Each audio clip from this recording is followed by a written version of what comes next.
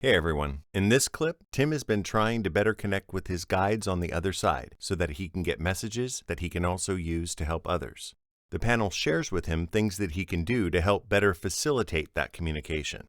A confusing message from a guide named Arion comes through mentioning always being in the six, leading to discussions about alternate dimensions and if Tim transverses them. The panel shares advice with Tim on how he can know for sure. Hope you enjoy the clip. Welcome to the Communicators, a Paranormal Journey. This is Kevin, your host, and we're here every Wednesday from 7:30 to 8:30 Pacific Standard Time. The call-in number for every show is 646-668-8373. Our panel tonight consists of psychics, mediums, trans-channelers, and empaths. So if you're looking for some psychic advice, or if you just want to reach somebody on the other side, feel free to give us a call. Please keep in mind that shows are for entertainment and educational purposes only. Hi, thanks for holding. Who's this? Hello. Yes, thanks for taking my call. It's Tim from New York. You have a question tonight? What can we help you with? I've been just trying to bring some new things in, so I've been asking my guides for assistance. I've been trying to set the intention before I go to sleep, to try to remember dreams. Hasn't really been working. I was just curious if Spirit had any tips. Just trying to bring this new stuff in. All right. Go to Edgar. Edgar, are you picking up anything for Tim? I'm not, Kevin, but I'm almost getting like you're the one that helped him bring in everything he needs. All right. The one thing I pick up is that you're doing everything right, and that why aren't you clear on the messages that they're giving you? That's a good question. So do you help other people with your metaphysical prowess? I do not. I mean, I give people advice, but it's kind of the thing where I'm trying to make the connection where I'm getting the messages, and then I feel like I could help other people. Mm-hmm. Well, I mean, not always messages come across. It's not a superpower. It's more like a gift. So, I mean, if something comes to us and we're asked to give it to someone else, but I think maybe what will help vault you into the next level is by just helping other people to evolve with their evolution. You know, it's through the act of helping or giving to other people in which the Spirit uses us to be a vehicle for other people to grow. Saying that if you help other people to grow, it will exponentially help you to grow in ways that you just don't know. Gotcha. I think you haven't spent as much time on it as you can. That doesn't necessarily mean that that's a bad thing, but I get the more time that you spend and focus towards listening and hearing that advice and looking for those signs, the more you will get. Sometimes we don't dedicate as much time to that as we should, and sometimes that's by direction. Sometimes it's that feeling in your gut, you know, that you just want to zone out and not necessarily focus on that. Other times it's something totally different. You're just being lazy or busy doing other things. But I get that you have a very, very clear channel and you have a bunch of guides around you that are actively trying to get your attention. So that's why I'm more so wondering why you're not seeing it. Almost like you're second guessing it. You may see the sign, but it doesn't click in your head that that was a sign for you. So if numbers are coming up, or if you look at the clock and you see 111, or it's 444, or 1212, look that number up right away on Google to find out what its spiritual meaning is. Because I get numbers are thrown at you all the time. So start paying attention to those over the next week. Be on the lookout for those numbers, for those signs, and then physically write that down so that you can look back over the next month and look at all those numbers that were given to you, all those signs that were given to you. And the more you do that, the more you'll automatically know what those things mean. And that'll help strengthen your communication process with your guides. Okay, that makes sense. I do see numbers. I catch 1111 at times, sometimes 444, but I never think to look them up. But I'll definitely pay more attention to that and try that. Honestly, numbers are fundamental. Those numbers, you should look up 444 when you get off the show. Just look it up. Look that one up and look up 1111. That'll tell you all you need to know right now. Linda, are you picking up anything for Tim? Yes. He has to do a lot of meditation outside. I kept hearing he popped, like his third eye is opening and something from the crown that it's popping open.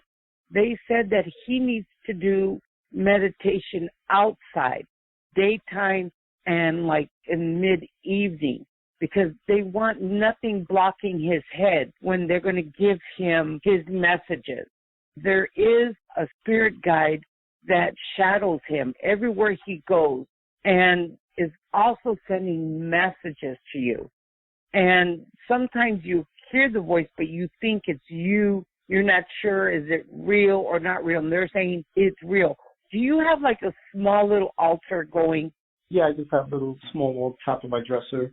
He says he converses with another person in this place, and they're trying to lead you to a certain book.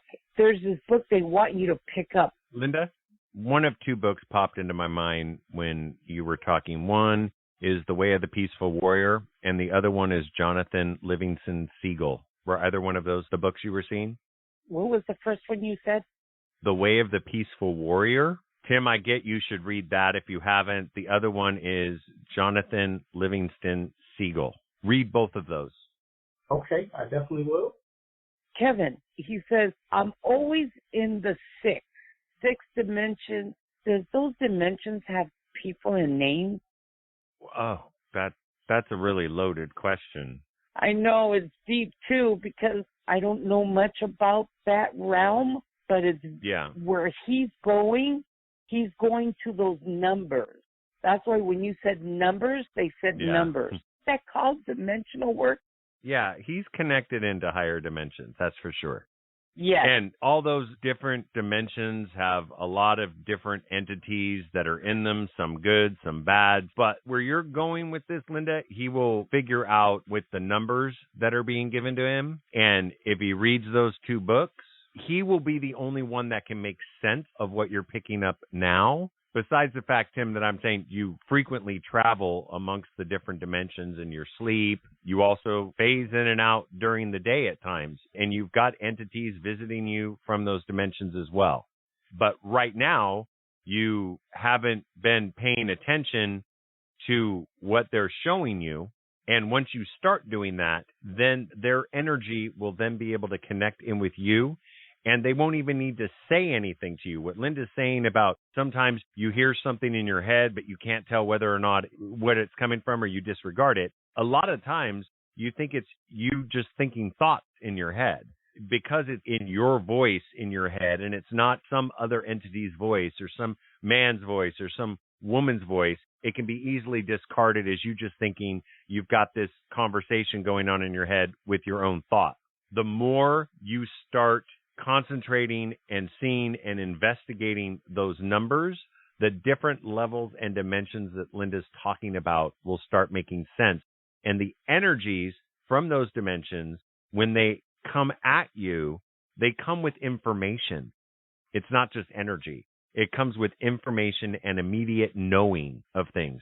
So like a clairsentient, which is just a knowing of things, or an idea will pop in your head, or just a mystic understanding. Once your energy connects in with that, it's almost like, it's a very bad analogy, but it's almost like how the COVID vaccine gets in your body and then your body can then be on the lookout for COVID. You know, once you connect in, once you start integrating the numbers you're seeing and the things that are in your head, your soul will then be on the lookout for all of the messages coming from those different dimensions. They'll automatically register to you in the back of your head, so you're not even going to have to be on the lookout for them. Linda, does that make sense to what you were saying?